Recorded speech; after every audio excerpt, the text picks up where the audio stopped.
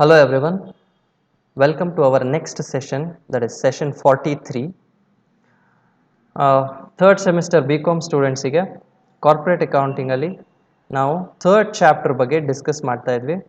Third ಚಾಪ್ಟರಲ್ಲಿ last session ನಾವು redemption of preference ಶೇರ್ಸ್ದು ಥಿಯರಿ ಪಾರ್ಟ್ನ ನಾವು ನೋಡಿದ್ವಿ. ಈ ರಿಡಂಪ್ಷನ್ ಆಫ್ ಪ್ರಿಫರೆನ್ಸ್ ಶೇರ್ಸಲ್ಲಿ ಒಂದು ಪೋರ್ಷನ್ನು ಬೋನಸ್ ಶೇರ್ಸ್ ಬರುತ್ತೆ, ಇಶ್ಯೂ ಆಫ್ ಬೋನಸ್ ಶೇರ್ಸ್. ಇಲ್ಲಿ ಬೋನಸ್ ಶೇರ್ಸು ಮತ್ತು ಪ್ರಿಫರೆನ್ಸ್ ಶೇರ್ಸ್ ರಿಡಂಪ್ಷನ್ ಪ್ರಾಸೆಸ್ನ ಎರಡೂ ಒಟ್ಟಿಗೆ ಕೊಟ್ಟಿದ್ದಾರೆ.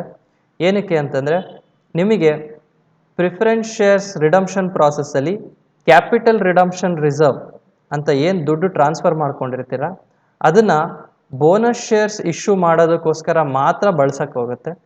ಅದಕ್ಕೋಸ್ಕರ ನೀವು ಆ ಕಂಟಿನ್ಯೂಯೇಷನ್ ಒಟ್ಟಿಗೆ ಇರಲಿ ಅನ್ನೋ ಪ್ರಾಸೆಸ್ಸಿಗೋಸ್ಕರ ನಿಮಗೆ ಬೋನಸ್ ಶೇರ್ಸ್ನ ಇಲ್ಲೇ ಕಂಟಿನ್ಯೂಯೇಷನ್ ಆಗಿ ಕೊಟ್ಟಿದ್ದಾರೆ. ಸೊ ಲಾಸ್ಟ್ ಸೆಷನಲ್ಲಿ ನಾವೇನು ಮಾಡಿದ್ವಿ, ನಾವು ಪ್ರಿಫರೆನ್ಸ್ ಶೇರ್ಸ್ ಮೀನಿಂಗ್ ತಿಳ್ಕೊಂಡಿದ್ವಿ, ಪ್ರಿಫರೆನ್ಸ್ ಶೇರ್ಸಲ್ಲಿ ಯಾವ್ಯಾವ ಟೈಪ್ಸ್ ಇದೆ ಅಂತ ನೋಡಿದ್ವಿ, ಪ್ರಿಫರೆನ್ಸ್ ಶೇರ್ಸ್ನ ರಿಡೀಮ್ ಮಾಡೋದಕ್ಕೆ ಕಂಡೀಷನ್ಸ್ ಏನು ಅಂತ ನೋಡಿದ್ವಿ, ಜೊತೆಗೆ ಆ ಜರ್ನಲ್ ಎಂಟ್ರೀಸ್ನ ಏನೇನು ಬರುತ್ತೆ ಅನ್ನೋದನ್ನು ನಾವು ಚೆಕ್ ಮಾಡಿದ್ವಿ last session.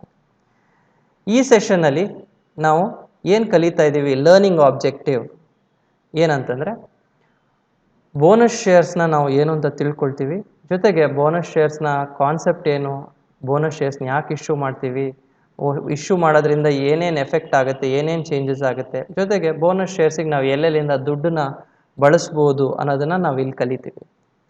So after this session ನಿಮಗೆ ಬೋನಸ್ ಶೇರ್ಸ್ ಮೀನಿಂಗ್ ಅರ್ಥ ಆಗಿರುತ್ತೆ, ಕಾನ್ಸೆಪ್ಟ್ ಅರ್ಥ ಆಗಿರುತ್ತೆ, sources of issue of bonus shares ಅರ್ಥ ಆಗಿರುತ್ತೆ. Will move on to the meaning of bonus shares. ಮೊದಲು ಬೋನಸ್ ಶೇರ್ಸ್ ಅಂದರೆ ಏನು ಅಂತ ತಿಳ್ಕೊಳ್ಳೋಣ. Bonus shares are additional shares given to the current share holders. So bonus shares already ಕಂಪನಿಯಲ್ಲಿ existing ಇರೋ ಅಂಥ ಶೇರ್ ಹೋಲ್ಡರ್ಸಿಗೆ ಅಡಿಷನಲ್ ಶೇರ್ಸ್ನ ಕೊಡ್ತಾ ಇದ್ದೀವಿ ವಿತೌಟ್ ಎನಿ ಅಡಿಷ್ನಲ್ ಕಾಸ್ಟ್. ಅವ್ರ ಹತ್ರ ದುಡ್ಡೇನು ಇಸ್ಕೊಳ್ಳಲ್ಲ, ಏನೂ ಇಸ್ಕೊಳ್ದೇನೆ ಅವ್ರಿಗೆ ಹೊಸ ಶೇರ್ಸ್ಗಳನ್ನ ಎಕ್ಸಿಸ್ಟಿಂಗ್ ಇರೋ ಶೇರ್ ಹೋಲ್ಡರ್ಸ್ಗೆ ಶೇರ್ಸ್ಗಳ ಜೊತೆಗೆ ಸೇರಿಸಿ upon the number of shares that is share holders own. So ಇಲ್ಲಿ ಆಲ್ರೆಡಿ ಅವ್ರ ಹತ್ರ ಎಷ್ಟು ಶೇರ್ಸ್ಗಳಿದ್ದಾವೆ, ಒಬ್ಬೊಬ್ರ ಹತ್ರ ಎಷ್ಟೆಷ್ಟು ಶೇರ್ಸ್ ಇರುತ್ತೆ, ಆ ಶೇರ್ ಬೇಸ್ ಮೇಲೆ ನಾವು ಇಶ್ಯೂ ಮಾಡ್ತೀವಿ. ಅದರ ಅರ್ಥ ಏನಂದ್ರೆ, ಒಂದು I give simple example, 5 shares ಇರೋವನಿಗೆ 1 ಶೇರ್ ಎಕ್ಸ್ಟ್ರಾ ಕೊಡಿ ಅಂತ ಹೇಳ್ತಾರೆ. ಹಾಗಾಗಿ ಶೇರ್ ಪ್ರಪೋರ್ಷನ್ ಯಾರ್ಯಾರು ಎಷ್ಟೆಷ್ಟು ಇಟ್ಕೊಂಡಿರ್ತಾರೆ ಅವ್ರವ್ರಿಗೆ ಅಷ್ಟಷ್ಟು ಶೇರ್ಸ್ಗೆ 5 ಶೇರ್ ಇಟ್ಕೊಂಡಿರೋರ್ಗೆ 1 ಶೇರು, 10 ಶೇರ್ ಇಟ್ಕೊಂಡಿರೋರ್ಗೆ 2 ಶೇರ್ಸು. ಸೊ ಅದು ಬೋನಸ್ ಶೇರ್ಸ್ ಆಗಿ ಕೊಡಿ ಅಂತ ಹೇಳಿದ್ದಾರೆ. ಸೊ ಬೋನಸ್ ಶೇರ್ಸ್ ಮೀನಿಂಗ್ ಇದು. Next, concept of bonus share. So ಇಲ್ಲಿ ಅರ್ಥ ಮಾಡ್ಕೋಬೇಕು, ನೀವು ಬೋನಸ್ ಶೇರ್ಸ್ ಅಂತ ಶೇರ್ ಹೋಲ್ಡರ್ಸಿಗೆ ಕೊಟ್ಬಿಡ್ತೀರಾ, ಇಲ್ಲಿ ಅವ್ರ ಹತ್ರ ದುಡ್ಡು ಇಸ್ಕೊಳ್ಳಲ್ಲ, ಫ್ರೀಯಾಗಿ ನೀವು ಕೊಟ್ಟಾಗ ಯಾವ್ಯಾವ ಥರ ಎಫೆಕ್ಟ್ಸ್ ಆಗುತ್ತೆ, ಅದನ್ನು ಜನ ಯಾವ ಥರ ನೋಡ್ತಾರೆ, ಅದನ್ನು ಏನು ಕಾನ್ಸೆಪ್ಟ್, ಅದು ಕೊಟ್ಟಾಗ ಏನೇನು ಚೇಂಜಸ್ ಆಗುತ್ತೆ ಅನ್ನೋದನ್ನು ನಾವಿಲ್ಲಿ ಚೆಕ್ ಮಾಡೋಣ. Increases share capital but not it's net assets.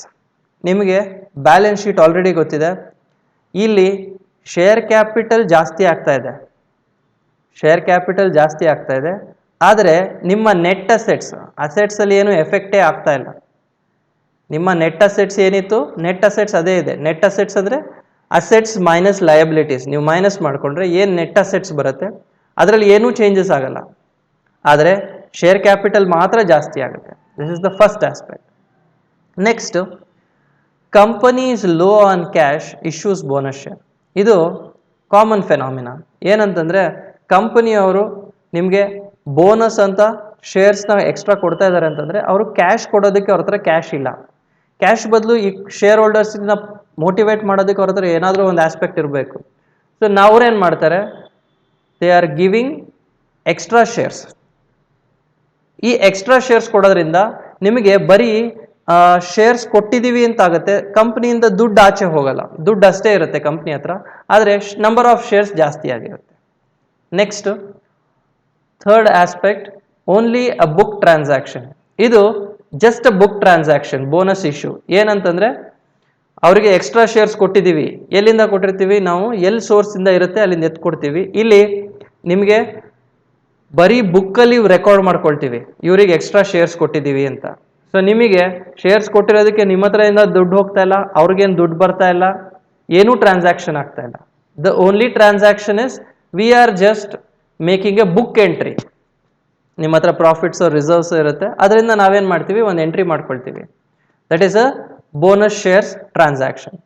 So ನಿಮಗೆ ಬುಕ್ಕಲ್ಲಿ ಏನು ಟ್ರಾನ್ಸಾಕ್ಷನ್ ಆಗುತ್ತೆ ಹೊರತು ಕಂಪನಿಯಿಂದ ಕ್ಯಾಶ್ ಫ್ಲೋಗೆ ಏನು ಎಫೆಕ್ಟ್ ಆಗೋದಿಲ್ಲ. Next, capitalisation of profits and reserve. ನಾನು ಅದನ್ನೇ ಹೇಳಿದೆ, ನಿಮ್ಮ ಕಂಪ್ನಿಯಲ್ಲಿ ಪ್ರಾಫಿಟ್ಸು ಮತ್ತು ರಿಸರ್ವ್ಸ್ ಇರುತ್ತೆ. ನಿಮ್ಮ ಬ್ಯಾಲೆನ್ಸ್ ಶೀಟ್ ತೆಗೆದು ನೋಡಿದ್ರೆ ಫಸ್ಟು ನಿಮಗೆ ಈ ಶೇರ್ ಕ್ಯಾಪಿಟಲ್ ಇರುತ್ತೆ, ನೆಕ್ಸ್ಟು ರಿಸರ್ವ್ಸ್ ಆ್ಯಂಡ್ ಸರ್ಪ್ಲಸ್ ಇರುತ್ತೆ. ಏನು ಈ ರಿಸರ್ವ್ಸ್ ಆ್ಯಂಡ್ ಸರ್ಪ್ಲಸ್ ಅಲ್ಲಿ ದುಡ್ಡಿರುತ್ತೋ ಆ ದುಡ್ಡನ್ನ ನಾವು ಕ್ಯಾಪಿಟಲ್ಗೆ ಟ್ರಾನ್ಸ್ಫರ್ ಮಾಡ್ಕೊಳ್ತೀವಿ. ಸೊ ಪ್ರಾಫಿಟ್ ಆ್ಯಂಡ್ ರಿಸರ್ವ್ಸ್ ಏನಿರುತ್ತೆ ಅದನ್ನ ಕ್ಯಾಪಿಟಲೈಸ್ ಮಾಡೋ ಪ್ರಾಸೆಸ್ಗೆ ನಾವು ಬೋನಸ್ ಶೇರ್ಸ್ ಅಂತಾನು ಹೇಳ್ಬೋದು.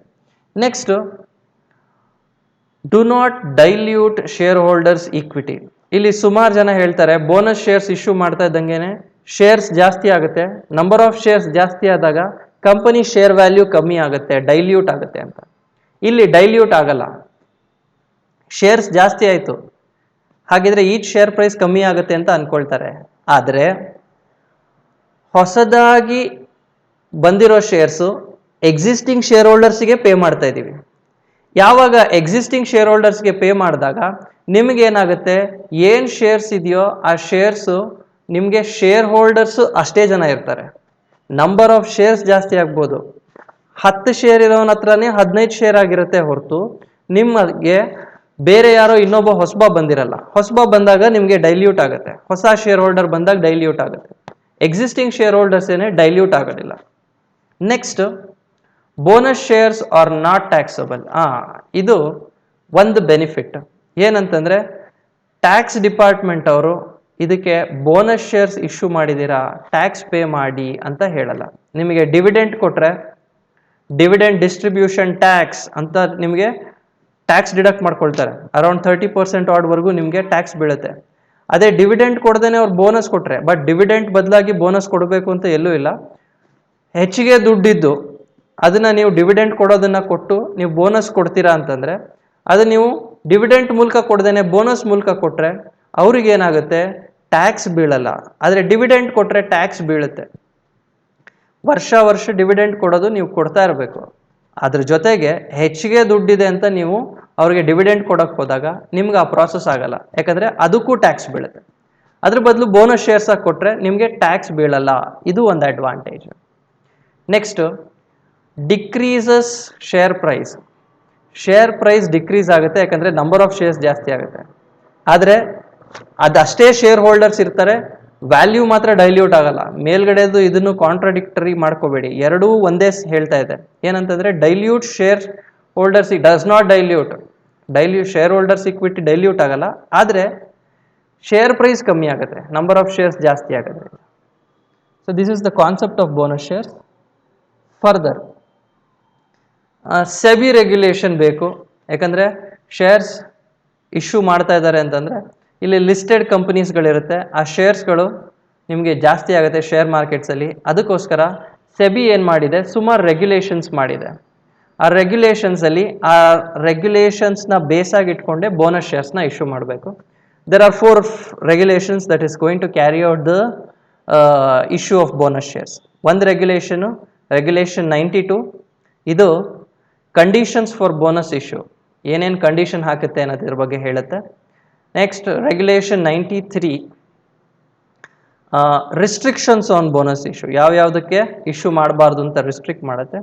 Next regulation 94, bonus shares only against reserves etcetera if capitalised in cash. ಇದನ್ನ ನಾವು ಫರ್ದರ್ ಡಿಸ್ಕಸ್ ಮಾಡೋಣ. Next regulation 95, that is completion of bonus issue. ಯಾವ ಥರ ನಾವು ಈ ಪ್ರಾಸೆಸ್ನ ಎಕ್ಸಿಕ್ಯೂಟ್ ಮಾಡ್ತೀವಿ.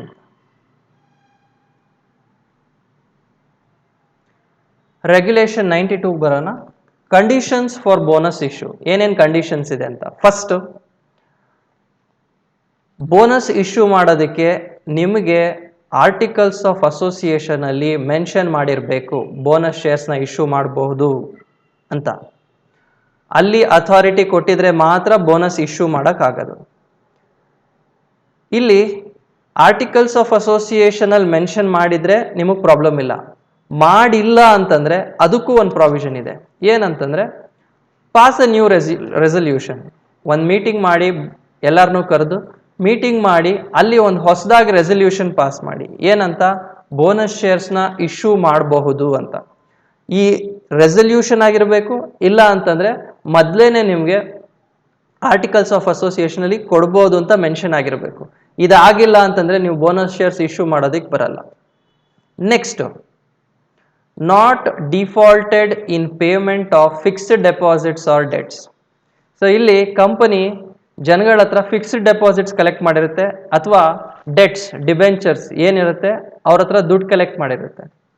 ಈಗ ಕಂಪನಿಯವರು ಇವ್ರಿಗೆ ಯಾವುದೂ ಡಿಫಾಲ್ಟ್ ಮಾಡಿರಬಾರ್ದು. ಅಂದರೆ ಇವರಿಗೆ ವರ್ಷಕ್ಕಿಷ್ಟು ಫಿಕ್ಸ್ಡ್ ಡೆಪಾಸಿಟ್ಗೆ ಇಂಟ್ರೆಸ್ಟ್ ಕೊಟ್ಟಿರ್ತಾರೆ ಅಥವಾ ಡೆಟ್ಸಿಗೆ ಇಷ್ಟು ಇಂಟ್ರೆಸ್ಟ್, ಇಯರ್ಲಿ ಇಂಟ್ರೆಸ್ಟ್ ಇರುತ್ತೆ. ಆ ಏನು ಇಂಟ್ರೆಸ್ಟ್ ಅವ್ರು ಕೇಳಿರ್ತಾರೆ ಅದನ್ನ ಪೇ ಮಾಡಿರಬೇಕು. ಇನ್ ಕೇಸ್ ಅವ್ರು ಪೇ ಮಾಡಿಲ್ಲ ಅಂತಂದ್ರೆ ಅವರು ಬೋನಸ್ ಶೇರ್ಸ್ನ ಇಶ್ಯೂ ಮಾಡೋಕ್ಕೆ ಅವ್ರಿಗೆ ರೈಟ್ಸ್ ಇಲ್ಲ, ಅವರಿಗೆ ಪವರ್ಸ್ ಇಲ್ಲ. ಹಾಗಾಗಿ ಡೆಟ್ ಹೋಲ್ಡರ್ಸ್ಗೆ ಏನು ಪೇಮೆಂಟ್ಸ್ ಇದೆ, ಇಂಟ್ರೆಸ್ಟ್ ಪೇ ಮಾಡಬೇಕು. ಅಥವಾ ಡೆಟ್ ಹೋಲ್ಡರ್ಸು, ಈಗ ಡಿಬೆಂಚರ್ಸ್ ಇದೆ, ನಿಮಗೆ ಡಿಬೆಂಚರ್ಸ್ ಮೆಚುರಿಟಿ ಟೈಮ್ ಇದೆ, 20 years ಇದೆ ಅಂತ ಅನ್ಕೊಳ್ಳಿ. ಆಗ ನೀವು 20 years ಅಲ್ಲಿ ಡಿಬೆಂಚರ್ ಹೋಲ್ಡರ್ಸ್ಗೆ ಮಾಡಬೇಕಿರೋ ಪೇಮೆಂಟ್ನ ಮಾಡಿರಬೇಕು.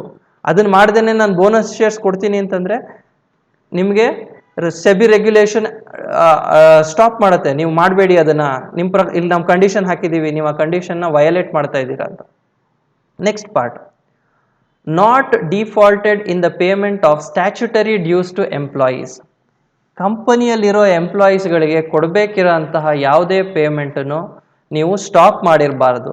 ಎಕ್ಸಾಂಪಲ್, ನಿಮಗೆ ಪ್ರಾವಿಡೆಂಟ್ ಫಂಡ್ ದುಡ್ಡಿರುತ್ತೆ, ಎಂಪ್ಲಾಯೀಸ್ ಗ್ರ್ಯಾಚ್ಯುಟಿ ಇರುತ್ತೆ, ಎಂಪ್ಲಾಯೀಸಿಗೆ ಏನೋ ಒಂದು ಕಾಂಪನ್ಸೇಷನ್ ಪೇ ಮಾಡಬೇಕಿರುತ್ತೆ, ಅದನ್ನು ಪೇ ಮಾಡಬೇಕಿರೋದನ್ನ ನೀವು ಪೇ ಮಾಡಿರಬೇಕು. ಪೇ ಮಾಡೋದು ಡ್ಯೂ ಇದ್ದು ನಿಮ್ದಲ್ಲೇನೋ ಅವನು ಕೇಳ್ತಾನೆ ಇರ್ತಾರೆ, ಅದ್ರ ಬದಲು ನೀವು ಇಲ್ಲಿ ಕೂತ್ಕೊಂಡು ಬೋನಸ್ ಇಶ್ಯೂಸ್ ಮಾಡ್ತೀರಾ ಅಂದ್ರೆ ಆಗಲ್ಲ. ಇದು ತಿಳ್ಕೊಳ್ಳಿ, ನಿಮ್ಮ ಹತ್ರ ಫಸ್ಟು ಬೇಸಿಕ್ ಆಗಿ ಮಾಡಬೇಕಿರೋ ಪೇಮೆಂಟಿಗೆ ದುಡ್ಡಿರಬೇಕು. ಅದಾದಮೇಲೆ ನಿಮಗೆ ಬೋನಸ್ ಇಶ್ಯೂ ಮಾಡೋದಕ್ಕೆ ನಿಮ್ಗೆ ರೈಟ್ಸ್ ಇದೆ ಅಂತ ನಿಮಗೆ ಸೆಬಿ ರೆಗ್ಯುಲೇಷನ್ಸ್ ಹೇಳುತ್ತೆ. Next, outstanding partly paid shares are to be fully paid. ನೀವು ಬೋನಸ್ ಶೇರ್ಸ್ನ ಇಶ್ಯೂ ಮಾಡಬೇಕು ಅಂತಂದರೆ ಪಾರ್ಟ್ಲಿ ಪೇಡ್ ಶೇರ್ಸ್ ಏನಿದೆ ಅದು ಫುಲ್ಲಿ ಪೇಡ್ ಆಗಿರಬೇಕು. ಫುಲ್ಲಿ ಪೇ ಆದಮೇಲೆ ನೀವು ಬೋನಸ್ ಶೇರ್ಸ್ನ ಇಶ್ಯೂ ಮಾಡಬೇಕು. ಪಾರ್ಟ್ಲಿ ಪೇಡ್ ಶೇರ್ಸ್ ಇತ್ತು ಅಂದ್ಕೊಳ್ಳಿ, ಅದನ್ನು ಫುಲ್ಲಿ ಪೇಡಾಗಿ ಕನ್ವರ್ಟ್ ಮಾಡ್ಕೋಬೇಕು. ಫುಲ್ಲಿ ಪೇಡಾಗಿ ಕನ್ವರ್ಟ್ ಮಾಡ್ಕೊಂಡ್ಮೇಲೆ ಆಮೇಲೆ ಬೋನಸ್ ಶೇರ್ಸ್ನ ನೀವು ಇಶ್ಯೂ ಮಾಡ್ಬೋದು. So that is one provision. Next, bonus shares shall not be issued in lieu of dividends. ಇದನ್ನ ನಿಮ್ಗಾಗಲೇ ಹೇಳಿದೆ. ವರ್ಷ ನೀವು ಕೊಡಬೇಕಾಗಿರೋ ಡಿವಿಡೆಂಟ್ ಏನಿದೆ ಅದನ್ನು ನೀವು ರೆಗ್ಯುಲರ್ ಆಗಿ ಪೇ ಮಾಡಲೇಬೇಕು. ಅದನ್ನು ನೀವು ಪೇ ಮಾಡಿ ಆದಮೇಲೆ ಇನ್ನೂ ಎಕ್ಸಸ್ ದುಡ್ಡು ಉಳಿದಿದ್ರೆ ಮಾತ್ರ ನೀವು ಬೋನಸ್ ಶೇರ್ಸಿಗೆ ಹೋಗಬೇಕು.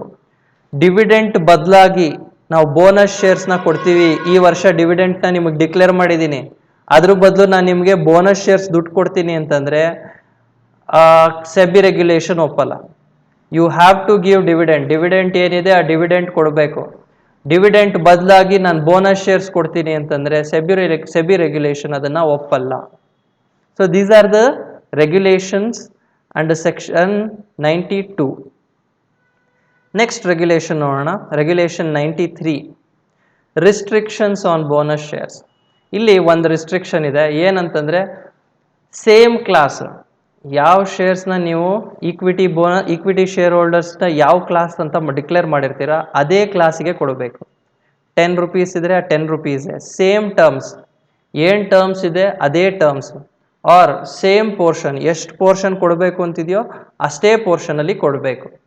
ಈ ಪೋರ್ಷನ್ಸನ್ನು ನೀವು ಪೇಮೆಂಟ್ ಮಾಡಬೇಕಾದ್ರೆ ಇನ್ನೂ ಒಂದು ಥಿಂಗ್ ಕನ್ಸಿಡ್ರೇಷನ್ ಇಟ್ಕೋಬೇಕು. ಕನ್ವರ್ಟಬಲ್ ಡೆಟ್ಸ್ಗಳು ಏನಾದರೂ ಇದೆಯಾ? ನೀವು ಸಾಲ ತೊಗೊಂಡಿರ್ತೀರಾ ಡಿಬೆಂಚರ್ಸಲ್ಲಿ, ಆ ಡಿಬೆಂಚರ್ಸ್ ಅವ್ರಿಗೆ ಏನಂತ ಹೇಳಿರ್ತೀರಾ, ಇದನ್ನು ನಾವು ಕನ್ವರ್ಟ್ ಮಾಡಿಕೊಡ್ತೀವಿ ಈಕ್ವಿಟಿಗೆ ಅಂತ. ಆಗ ಆ ಈಕ್ವಿಟಿ ಅವರಿಗೆ ನೀವು ಏನು ಕೊಡಬೇಕು, ಅವ್ರದ್ದು ಏನಾದರೂ ಪೋರ್ಷನ್ ಇತ್ತು ಬೋನಸ್ಸಿಗೆ ಅಂತಂದರೆ ಆ ಬೋನಸ್ ಶೇರ್ಸಿಗೂ ಅವ್ರಿಗೆ ರೈಟ್ಸ್ ಇರುತ್ತೆ ಕನ್ವರ್ಟಬಲ್ ಡೆಟ್ಸಿಗೆ. It depends on the time. Okay, next fourth one, regulation 94, bonus shares are only against reserves etcetera if capitalised in cash. Bonus issues shall be made out of profits and free reserves. ನೀವು bonus issues ಮಾಡ್ತೀರಾ ಅಂತಂದರೆ ಆ ಬೋನಸ್ಸಿಗೆ ನೀವು ಕೊಡಬೇಕಿರೋ ಅಂಥದ್ದು company assets Marino ಅಥವಾ ಬೇರೆ ಏನೋ ಮಾಡಿ ನಿಮಗೆ ಕೊಡಕ್ಕೆ ಬರಲ್ಲ. ಬೋನಸ್ ಇಶ್ಯೂಗೆ ನಿಮ್ಮ ಹತ್ರ ಪ್ರಾಫಿಟ್ಸ್ ಇರಬೇಕು, ಪ್ರಾಫಿಟ್ಸ್ ಜೊತೆಗೆ ಫ್ರೀ ರಿಸರ್ವ್ಸ್ ಇರಬೇಕು. ಜೊತೆಗೆ ಈ ಪ್ರಾಫಿಟ್ಟು ನೀವೇನಾಗಿರಬೇಕು ಅಂತಂದರೆ ಯಾವುದೋ ಒಂದು ಬುಕ್ ಎಂಟ್ರಿ ಮಾಡ್ಬಿಟ್ಟು ನಿಮಗೆ ಪ್ರಾಫಿಟ್ ಮಾಡ್ದಂಗಲ್ಲ. ಸೇ ಫಾರ್ ಎಕ್ಸಾಂಪಲ್ ನಮ್ಮದೇ ಒಂದು ಬ್ರ್ಯಾಂಚ್ ಇರುತ್ತೆ, ಆ ಬ್ರ್ಯಾಂಚ್ ಅವ್ರಿಗೆ ಒಂದು ಅಸೆಟ್ನ ಟ್ರಾನ್ಸ್ಫರ್ ಮಾಡಿ ಅವ್ರ ಹತ್ರ ದುಡ್ಡು ತೊಗೊಳ್ದೇನೆ ಬರೀ ಒಂದು ಟ್ರಾನ್ಸಾಕ್ಷನ್ ಎಂಟ್ರಿಯಲ್ಲಿ ಪ್ರಾಫಿಟ್ ಅಂತ ತೋರಿಸ್ಕೊಂಬಿಡೋದಲ್ಲ. ನಿಜವಾಗ್ಲೂ ನಿಮಗೆ ಜೆನ್ಯೂನ್ ಪ್ರಾಫಿಟ್ ಬಂದಿರಬೇಕು. ಆ ಪ್ರಾಫಿಟ್ಟು ಕ್ಯಾಶಲ್ಲಿ ರಿಯಲೈಸ್ ಆಗಿರಬೇಕು. ಆ ರಿಸರ್ವ್ಸ್ನ ನೀವು ಕ್ಯಾಶ್ ಬಂದಿರೋದ್ರಿಂದ ನೀವು ಇದನ್ನು ಮಾಡಿರ್ಬೇಕು, ಕ್ರಿಯೇಟ್ ಮಾಡಿರಬೇಕು. ಅಂಥ ಒಂದು ರಿಸರ್ವ್ನ ಮಾತ್ರ ನೀವು, ಅಂಥ ಒಂದು ಪ್ರಾಫಿಟ್ನ ಮಾತ್ರ ನೀವು ಬೋನಸ್ ಶೇರ್ಸ್ ಇಶ್ಯೂ ಮಾಡೋದಕ್ಕೆ ಬಳಸಕ್ಕೆ ಬರುತ್ತೆ. ಸೊ ಬೋನಸ್ ಶೇರ್ಸ್ನ you can only issue through profits and reserves. ಇದ್ರ ಜೊತೆಗೆ you can also use capital redemption reserve account. ಹಾಗಾಗಿ ನಿಮಗೆ ಈ ಪ್ರಾವಿಷನಲ್ಲಿ you should be very careful. ಯಾಕಂದರೆ ಪ್ರಾಫಿಟ್ಸ್ನ ಮತ್ತು ರಿಸರ್ವ್ಸ್ನ ಯಾವ ಥರ ಅರ್ನ್ ಮಾಡಿದ್ದಾರೆ ಅನ್ನೋದು ಮುಖ್ಯ. Next part, regulation 295. ಈ ರೆಗ್ಯುಲೇಷನ್ 295 ಏನು ಹೇಳುತ್ತೆ ಅಂದರೆ, ನೀವೀಗ ಬೋನಸ್ ಶೇರ್ಸ್ನ ಕೊಡ್ತೀವಿ ಅಂತ ಡಿಸೈಡ್ ಮಾಡಿದ್ದೀರಾ, ಯಾವ ಥರ ಎಕ್ಸಿಕ್ಯೂಟ್ ಮಾಡ್ತೀರಾ ಅನ್ನೋದನ್ನು ಕೇಳಿದ್ದಾರೆ. ಇಲ್ಲಿಗೂ ರೆಗ್ಯುಲೇಷನ್ಸ್ ಇದೆ. ರೆಗ್ಯುಲೇಷನ್ 95 ಅದು, it's not regulation 295. I will just correct it, no issues. We can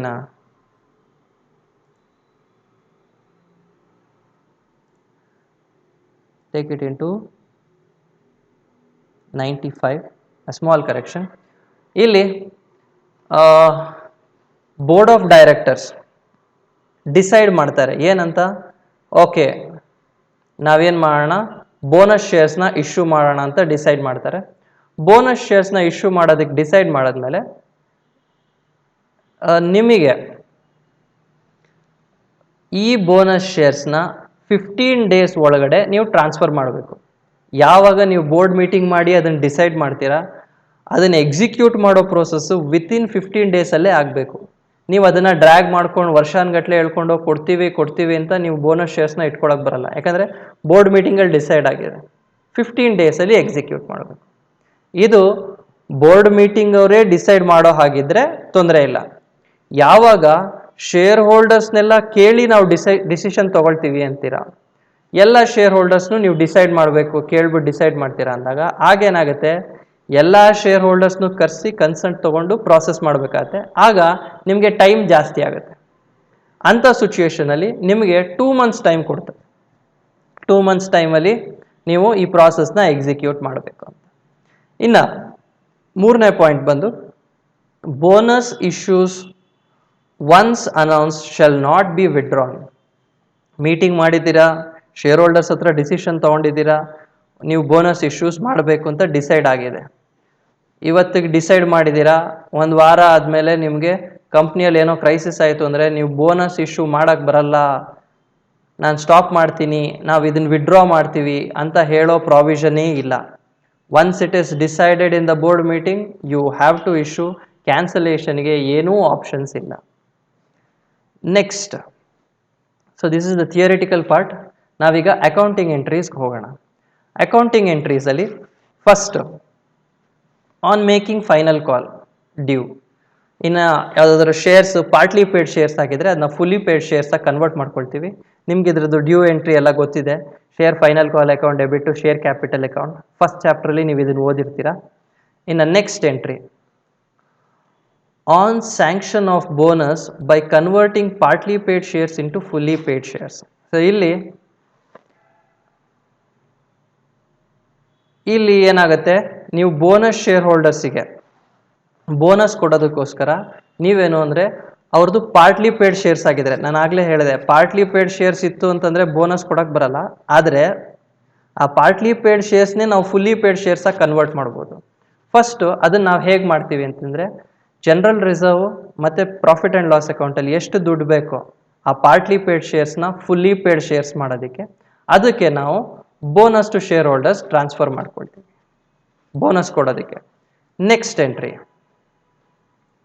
on receipt of final call amount. ನಿಮಗೆ ಫೈನಲ್ ಕಾಲ್ ಅಮೌಂಟ್ ರಿಸೀವ್ ಆಯಿತು, ಫಸ್ಟ್ ನೀವು ಡ್ಯೂ ಎಂಟ್ರಿ ತೋರಿಸ್ಕೊಂಡಿದ್ರಲ್ಲ ಅದಕ್ಕೆ ರಿಸೀವ್ ಎಂಟ್ರಿ. ಏನು ಎಂಟ್ರಿ ಬರುತ್ತೆ? Bank account debit to share final call account. Amount receive ಆಗಿದೆ, amount receive ಆಗಿರೋದನ್ನ ನೀವು ಎಂಟ್ರಿ ತೋರಿಸ್ಕೊಂಡಿದ್ದೀರಿ. ಇದು ಫಸ್ಟ್ ಸಿಚುಯೇಷನ್. ಸೆಕೆಂಡ್ ಸಿಚುಯೇಷನಲ್ಲಿ ಏನಾಯಿತು, ನಾವು ಬಾಕಿ ಕೊಡಬೇಕಿರೋ ದುಡ್ಡನ್ನ ಬೋನಸಲ್ಲಿ ಅಡ್ಜಸ್ಟ್ ಮಾಡ್ತೀವಿ ಅಂದ್ವಿ, ಅದಕ್ಕೂ ಎಂಟ್ರಿ ಇದೆ. On adjustment of final call, bonus to share holders account debit to share final call. So ಇಲ್ಲಿ ಬಾಕಿ ಇರೋ ಅಮೌಂಟಿಗೆ ನಾವೇನು ಮಾಡ್ತಾ ಇದ್ದೀವಿ, ಶೇರ್ ಕ್ಯಾಪಿಟಲ್ ಫೈನಲ್ ಕಾಲಿಗೆ ಬೇಕಿರೋದನ್ನ ಬೋನಸ್ಸಿಂದಾನೇ ಎತ್ಕೊಳ್ತಾ ಇದ್ದೀವಿ. ಸೊ ಎರಡು ವೇಸಲ್ಲಿ ಅವರೇ ಮೆನ್ಷನ್ ಮಾಡಿರ್ತಾರೆ ಪ್ರಾಬ್ಲಮಲ್ಲಿ, ಬ್ಯಾಂಕಿಂದ ಕಲೆಕ್ಟ್ ಆಗಿದೆ ಅಂತಂದರೆ ಕಲೆಕ್ಟ್ ಆಗಿರೋದಕ್ಕೆ ಎಂಟ್ರಿ ಕೊಡಿ, ಇಲ್ಲ ಅದನ್ನು ಬೋನಸ್ ಶೇರ್ಸಲ್ಲೇ ಕೊಡಬೇಕು ಅಂದರೆ ಲಾಸ್ಟ್ 2 ಎಂಟ್ರೀಸ್ನ ನೀವು ತೊಗೊಂಡ್ರೆ ಆಯಿತು. Next, when the sanction of on issue of bonus shares. Sanction ಮಾಡೋದಕ್ಕೆ, ಈಗ ಸ್ಯಾಂಕ್ಷನ್ ಮಾಡಿ ಬೋನಸ್ ಶೇರ್ಸ್ ಕೊಡೋದಕ್ಕೆ ನೀವು ಯಾವ್ಯಾವ ದುಡ್ಡು ಬಳಸ್ಬೋದು? ಒಂದು, ಕ್ಯಾಪಿಟಲ್ ರಿಡಂಪ್ಷನ್ ರಿಸರ್ವ್ ಅಕೌಂಟ್, ಇದು ನಿಮ್ಗೆ ಆಲ್ರೆಡಿ ನಾನು ಬೇಕಾದಷ್ಟು ಸಲ ಹೇಳಿದ್ದೀನಿ. Next, securities premium account. ಇಲ್ಲಿ ನಾವು ಫಸ್ಟ್ ಅದು ಎರಡನ್ನೇ ಯಾಕೆ ತೊಗೊಂಡಿದ್ದೀನಿ ಅಂತಂದರೆ, ಕ್ಯಾಪಿಟಲ್ ರಿಡಂಪ್ಷನ್ ರಿಸರ್ವ್ನ ಬೋನಸ್ ಶೇರ್ಸಿಗೆ ಮಾತ್ರ ಯೂಸ್ ಮಾಡೋಕ್ಕಾಗುತ್ತೆ. ಸೆಕ್ಯೂರಿಟೀಸ್ ಪ್ರೀಮಿಯಮು ನೀವು ಆಲ್ರೆಡಿ ನೋಡಿದ್ದೀರಾ, ಹೊಸದಾಗಿ ರಿಡಂಪ್ಷನ್ ಪ್ರಾಸೆಸ್ಸಲ್ಲಿ ಸೆಕ್ಯೂರಿಟೀಸ್ ಪ್ರೀಮಿಯಂ ಬಳಸ್ಬೋದು, ಅದು ಬಿಟ್ಟರೆ ಬೋನಸ್ಸಿಗೆ ಬಳಸ್ಬೋದು. ಇದು ಬಿಟ್ಟರೆ ನಿಮಗೆ ಬೇರೆ ಯಾವ ಪ್ರೋಸೆಸ್ಗೂ ಸೆಕ್ಯೂರಿಟೀಸ್ ಪ್ರೀಮಿಯಮ್ನ ಬಳಸೋಕ್ಕಾಗಲ್ಲ. ಆದರೆ ರಿಸರ್ವ್ಸ್ ಸರ್ಪ್ಲಸ್ನ ನೀವು ಯಾವುದಕ್ಕೆ ಬೇಕಾದ್ರೂ ಬಳಸ್ಬೋದು, ಅದಕ್ಕೋಸ್ಕರ ನಾವು ಇದನ್ನು ಕೆಳಗಡೆ ತೊಗೊಂಡಿದ್ದೀವಿ. ಈ 4 ಸೋರ್ಸಸ್ಸಿಂದ ನೀವೇನು ಮಾಡ್ಬೋದು, ಬೋನಸ್ ಟು ಶೇರ್ ಹೋಲ್ಡರ್ಸ್ ಕೊಡ್ಬೋದು. ಸೊ ಇದನ್ನು ಫಸ್ಟು ನೀವು ಟ್ರಾನ್ಸ್ಫರ್ ಮಾಡ್ಕೊಳ್ತೀರಾ, ಯಾವುದಕ್ಕೆ? To bonus to share holders ಅಕೌಂಟಿಗೆ. ಫರ್ದರ್ ಏನು ಮಾಡ್ತೀರಾ ನೋಡೋಣ. ಫರ್ದರ್ ಏನು ಮಾಡ್ತೀರಾ, upon issue of bonus shares, bonus shares issue ಮಾಡೋದಕ್ಕೆ final entry, bonus to share holders account debit to share capital account, ಇದು last entry. So bonus to share holders, share capital ಜಾಸ್ತಿ ಆಗಿದೆ, ಬೋನಸ್ಸಿಗೆ ನೀವು ಏನು ಟ್ರಾನ್ಸ್ಫರ್ ಮಾಡ್ಕೊಂಡಿದ್ರಿ ಅದನ್ನು ಇಲ್ಲಿ ಶೇರ್ ಕ್ಯಾಪಿಟಲ್ಗೆ ಟ್ರಾನ್ಸ್ಫರ್ ಮಾಡ್ಕೊಂಡಿದ್ದೀರಿ.